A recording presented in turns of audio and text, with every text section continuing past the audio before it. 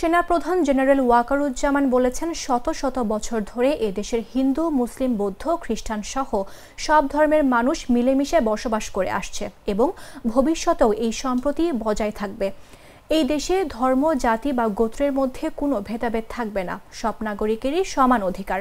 শনিবার ঢাকেশ্বরী জাতীয় মন্দিরের জন্মাষ্টমীর শোভাযাত্রার উদ্বোধনের সময় তিনি এসব কথা বলেন। সেনাপ্রধান সনাতন ধর্মাবলম্বীদের উদ্দেশ্যে বলেন, আমরা সবসময় আপনাদের পাশে থাকব। সারা দেশে সশস্ত্র বাহিনী মোতায়েন আছে, আমরা আপনাদের সঙ্গে একসঙ্গে কাজ করে যাব। তিনি বলেন, আজকের এই দিনে আমাদের অঙ্গীকার হবে আমরা সবসময় সম্প্রীতি, সৌহার্দ্যপূর্ণ পরিবেশ বজায় রাখব। এই দেশ সবার, আমরা শান্তিতে সুন্দরভাবে বসবাস করব। এ সময় নিজের বেড়ে ওঠার স্মৃতিচারণ করে জেনারেল ওয়াকারুজ্জামান।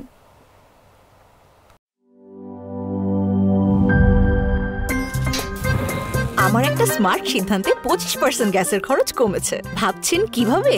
সাধারণ গ্যাস স্টোভ বদলে আমি এনেছি আরএফএল গ্যাস স্টোভ। এর সাইন্টিফিক নজল ও ব্রাস বার্নার ক্যাপ সমানভাবে তাপ ছড়িয়ে রান্না করে দ্রুত, তাই গ্যাসও বাঁচায় 25%, টাকাও বাঁচে 25%। আরএফএল গ্যাস স্টোভ নিরাপদ ও গ্যাস সাশ্রয়ী।